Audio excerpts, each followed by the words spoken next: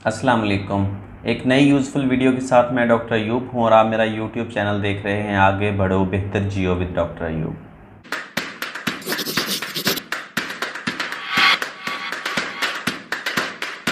पाकिस्तान के economic crisis और उसके मुमकिन हल के ऊपर जो मैंने लास्ट टाइम वीडियो अपलोड की थी उस पर अल्हम्दुलिल्लाह बहुत अच्छा रिस्पांस आया है व्यूवर्स का। मुझे 2 कॉल्स रिसीव हुई ओवरसीज़ पाकिस्तानीज़ की तरफ से कि क्या ऐसा मुमकिन है कि पाकिस्तान श्रीलंका की तरह डिफ़ॉल्ट कर जाए। तो हम आज की वीडियो में क्विकली ये देखते हैं कि कुछ ऐसी चीज़ें हैं जो पाकिस्तान और श्रीलंका के दरमियान मुश्तरक हैं, लेकिन कुछ चीज़ें ऐसी भी हैं जो पाकिस्तान और श्रीलंका के दरमियान मुश्तरक नहीं हैं। वो पाकिस्तान को दिवालिया होने से महफूज रखने में काफ़ी हद तक मुआवन हैं। मैं चाहता हूं कि टॉपिक को फुली अंडरस्टैंड करने के लिए आप वीडियो को मुकम्मल देखें और इस पे अपना फीडबैक ज़रूर दें। पहले वो कॉमन फैक्टर्स देख लेते हैं जो कि इकनॉमिक क्राइसिस की वजह बनी हैं। उनमें जो कि पॉलिसी और बैड गवर्नेंस इसमें सरे फहरिस्त हैं। पिछले कई सालों में दोनों मुल्कों के अंदर गवर्नेंस इतनी अच्छी नहीं रही, पॉलिसी के अंदर कोई यकीनियत नहीं थी, कोई कंसिस्टेंसी नहीं थी, बल्कि दोनों मुल्कों की पॉलिसी हमेशा से प्रॉब्लमेटिक रही है। पाकिस्तान और श्रीलंका के दरमियान जो दूसरा कॉमन फैक्टर है वो ये कि यहाँ पर भी पॉलिटिक्स शख्सियत परस्ती के गिर्द घूमती है। जिन्होंने रिज़ाइन किया है श्रीलंकन प्राइम मिनिस्टर ने, ये कुछ ही अरसा पहले वहाँ के नेशनल हीरो थे और ये फैमिली इसको प्रोमिनेंस भी इसलिए मिली क्योंकि इन्होंने जो तमिल टाइगर्स के ख़िलाफ़ श्रीलंकन जिद्दोजहद थी उसमें कलीदी किरदार अदा किया था। तीसरी अहम चीज़ जो दोनों मुल्कों में कॉमन है वो ये कि दोनों मुल्कों ने बहुत ज़्यादा इन्हसार किया है बैरूनी इमदाद पर, बैरूनी कर्ज़ों पर और IMF पर, इसके साथ साथ चाइना पर। चाइना की अपनी एक पॉलिसी है, चाइना का अपना मुआशी मफाद है, दोनों मुल्कों को काफ़ी अरसा से इत्तेहादी के तौर पे कंसिडर करता रहा है और अलबत्ता जो मौजूदा दोनों मुल्कों ने बहरान देखा है इसमें चाइनीज़ थोड़े से अपसेट हुए हैं, जो पाकिस्तान से भी और श्रीलंका से भी थोड़ा डिस्टेंस मेंटेन किया है, उनको किसी किस्म का बेल आउट पैकेज देने से तकरीबन इनकार किया है। चौथा और शायद सबसे अहम मसला ये है कि दोनों मुल्कों का जो बजट डेफिसिट है वो बहुत ज़्यादा है, इसी तरह जो ट्रेड डेफिसिट है वो भी ज़्यादा है, यानी बरामदात और दरामदात में फ़र्क काफ़ी ज़्यादा है। इसी तरह दोनों मुल्कों की आमदनी से ख़र्च ज़्यादा है, दोनों मुल्कों ने टैक्सेस से इतने पैसा कलेक्ट नहीं करते जितना कि ये ख़र्च करते हैं। नतीजा ये है कि इन्हें बहुत ज़्यादा अंदरूनी और बैरूनी कर्ज़ा लेना पड़ता है और उस पर शरह सूद भी हैवी होती है। दरामदात और बरामदात के खसारे को और आमदनी और अखराजात के खसारे को परफेक्ट रेसिपी फॉर डिज़ास्टर कहा जाता है। दोनों मुल्कों की पॉलिटिक्स और इकॉनमी बहुत ज़्यादा जुड़ी हुई है और उसमें गैर यकीनियत का एलिमेंट बहुत ज़्यादा है। दोनों मुल्कों का टूरिज़म कोरोना वायरस से बहुत ज़्यादा इफ़ेक्ट हुआ। दोनों मुल्कों की जो करेंसी है उसकी कदर में बेतहाशा कमी हुई है। पाकिस्तान में भी एक्सचेंज रेट मुसलसल बढ़ा है और काफ़ी तेज़ी से बढ़ा है प्राइम मिनिस्टर इमरान खान के दौर में, और वो अभी भी बढ़ रहा है। इस वक्त डबल सेंचुरी की तरफ रमादमा है। दोनों मुल्कों के रिज़र्व्स तेज़ी से कम हुए हैं। क़ुव्वत ख़रीद में पिछले सालों में बेतहाशा कमी हुई है। अफरात ज़र या महंगाई ने दोनों मुल्कों के अवाम की कमर तोड़ी है। पाकिस्तान और श्रीलंका दोनों में महंगाई ने अवाम की चीखें निकाल दी हैं। भी फैक्टर्स गिनवाए हैं, ये सब तकरीबन आपस में जुड़े हुए हैं।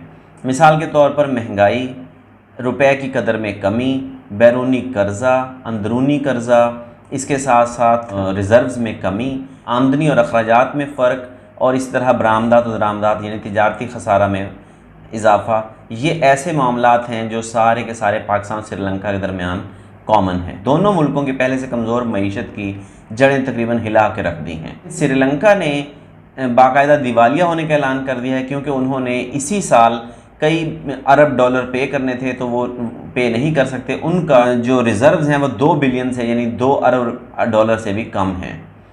अब हम क्विकली वो चीज़ें देख लेते हैं जो पाकिस्तान को जिन्होंने इस किस्म के दिवालिया से न सिर्फ अभी तक महफूज रखा है बल्कि आने वाले दिनों में भी महफूज रखेंगी। उनमें टॉप ऑफ द लिस्ट जो है वो रोशन डिजिटल अकाउंट्स हैं, जिसको पाकिस्तान में क्रिटिसिज्म का सामना भी करना पड़ा। यानी जो स्टेट बैंक को खुद मुख्तारी दी गई थी, जब तारीख़ लिखी जाएगी तो आप देखेंगे कि जिस गवर्नर ने ख़ुद मुख्तारी के लिए बहुत ज़्यादा काम किया उसी की परफॉर्मेंस पाकिस्तान की तारीख़ में सबसे अच्छी रही। डॉक्टर रज़ा बाकर ने जो इकदाम उठाए स्टेट बैंक के लिए, वो मेरा ख्याल ये है ज़ाहिर तौर पे कि वो सुनहरी हरफों में याद रखे जाएंगे। उनमें टॉप ऑफ द लिस्ट जो है वो रोशन डिजिटल अकाउंट है।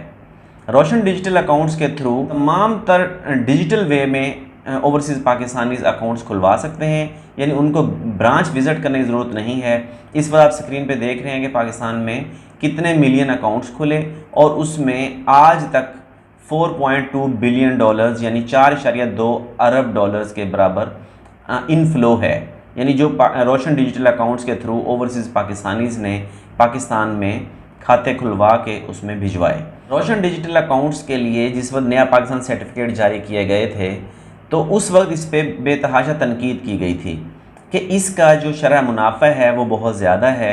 हालांकि इस वक्त पाकिस्तान को दिवालिया होने से बचाने में जो सबसे अहम किरदार अदा किया है वो रोशन डिजिटल अकाउंट्स ने किया है। दूसरी अहम चीज़ जिसको पाकिस्तान ने दिवालिया होने से महफूज रखा है अभी तक, वो भी ओवरसीज़ पाकिस्तानी से रिलेटेड हैं।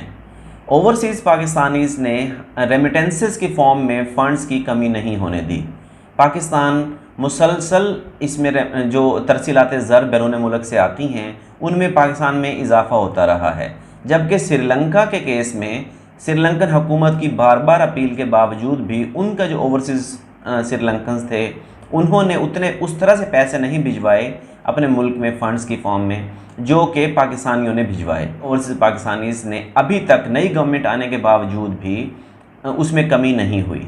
और इसी तरह रोशन डिजिटल अकाउंट्स में भी बहुत कम दिनों के लिए जो इनफ्लो है उसमें कमी हुई थी, मगर उसके बाद उसमें भी पैसा जो है या इनफ्लो जो है वो बढ़ता जा रहा है। दूसरी चीज़ जो पाकिस्तान और श्रीलंका में डिफरेंट है वो ये कि श्रीलंकन हुकूमत राजापाक्सा फैमिली ने जिस वक्त इलेक्शन लड़ा था तो उन्होंने प्रॉमिस किया था कि हम बहुत जो सेल्स टैक्स है उसको रीज़नेबल हद तक कम कर देंगे, और उन्होंने अपना प्रॉमिस फुलफ़िल करने की कोशिश जब की तो उन्होंने सेल्स टैक्स को हाफ़ कर दिया, जिसकी वजह से आमदनी तो बहुत कम हो गई मगर अखराजात दूसरी तरफ डेवलपमेंट का जो एक्सपेंडिचर है वो बहुत ज़्यादा था।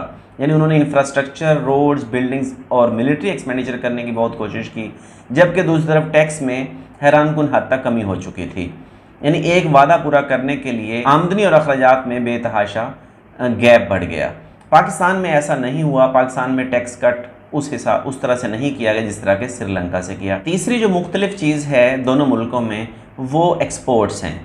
पाकिस्तान की टेक्सटाइल सेक्टर की बरामदात ने काफ़ी हौसला दिया है। एग्रीकल्चर सेक्टर में काफ़ी जो पैदावार है वो बहुत कम हो गई थी राजापाक्सा गवर्नमेंट की पॉलिसीज़ की वजह से, जबकि पाकिस्तान के एग्रीकल्चर सेक्टर में ऐसा कोई कहत या ऐसा कोई पैदावार में कमी नहीं नोटिस की गई। यही वजह है कि पाकिस्तान को एटलीस्ट अगरचे आजकल थोड़ा बहरान है आटे का और हुकूमत ने शायद गंदम दरामद करने का फ़ैसला किया है, मगर पिछले 4-5 सालों में हमने ऐसा नहीं ज़रूरत पड़ी। नतीजा ये है कि हमारा एग्रीकल्चर सेक्टर, हमारा मैन्युफैक्चरिंग और एक्सपोर्ट सेक्टर, हमारी जो बैरूनी तरसीलात ज़र हैं वो, और रोशन डिजिटल अकाउंट, इन्होंने हमें काफ़ी हद तक दिवालिया होने से अभी तक बचाए रखा है और आने वाले दिनों में भी शायद ये हमें बहुत सपोर्ट करेंगे। श्रीलंका के अंदर इस वक्त जो बहरान है वो ना सिर्फ मुआशी है बल्कि इंसानी भी है, क्योंकि वहाँ लोगों को अद्वियात, इलाज, खुराक, इस किस्म की चीज़ें भी अवेलेबल नहीं हैं। लेकिन पाकिस्तान में इस किस्म के हालात नहीं। पाकिस्तान में मुआशी बहरान ज़रूर है मगर इंसानी बहरान नहीं है। यह चाहे महंगाई है मगर फिर भी खुराक, अद्वियात और रिहाइश, कपड़े और ये चीज़ें मुहैया हो रही हैं।